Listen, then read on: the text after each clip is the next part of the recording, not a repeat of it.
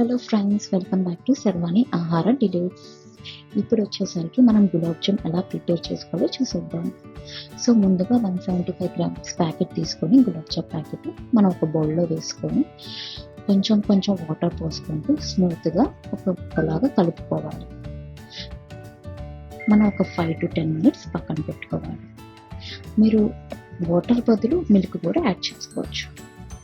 Okay, 5 to 10 minutes పక్కన పెట్టుకున్నాక మనం చక్కెర పాకానికి ఎలా చేసేద్దాం చూద్దాం. చక్కెర పాకం వచ్చేసరికి ఒక బౌల్లో 300 grams షుగర్ తీసుకోవాలి. అదే గ్లాస్తో 300 ml వాటర్ తీసుకోవాలి. సో మీకు ఎక్కువ చక్కెర పాకం కావాలంటే ఇంకొక 100 grams షుగర్ తీసుకోవచ్చు. ఓకే, ఇప్పుడు వచ్చేసరికి ఆ బౌల్ వచ్చేసరికి పొయ్యి మీద పెట్టుకొని ఒక 5 to 10 minutes మనకి లేత పాకం వచ్చే వరకు చూసుకోవాలి. లేత పాకం వచ్చినాక మనం పక్కన దించేసుకోవాలి. సో ఇది వచ్చేసరికి అందరికీ ఫేవరెట్ అయిన స్వీట్, అందరూ ఇష్టపడతారు. సో ఇది వచ్చేసరికి ఫెస్టివల్స్కి కానీ ఎవరైనా గెస్ట్లు వచ్చినప్పుడు కానీ ఓకే. అండ్ మనకి ఈజీ ప్రాసెస్ ఉంటుంది. మనకు తక్కువ టైంలో మనం ఏదైనా స్వీట్ చేసుకోవాలంటే ఇది చేసుకోవచ్చు. సో మనకి లేత పాకం వచ్చేసింది కదా, పక్కన తీసుకొని పెట్టుకోవాలి.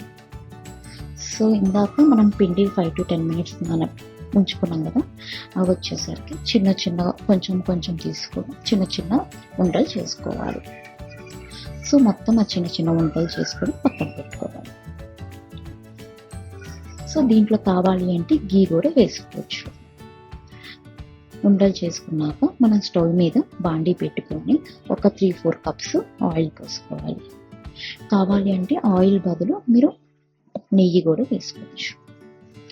ఓకే, నూనె కాగినాక ఒక 3-4 balls వేసుకొని బ్రౌన్ కలర్ వచ్చే వరకు వేగించుకోవాలి. వేగినాక పక్కన మనకి చక్కెర పాకం ఉంది కదా, దాంట్లో వేసుకోవాలి.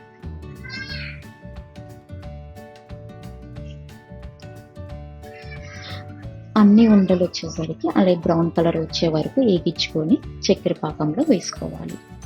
వేసుకున్నాక ఒక 1 to 2 hours పక్కన పెట్టుకొని తింటే ఎమ్మి తీయగా మీ gulab jam ready. For more videos like, subscribe and share.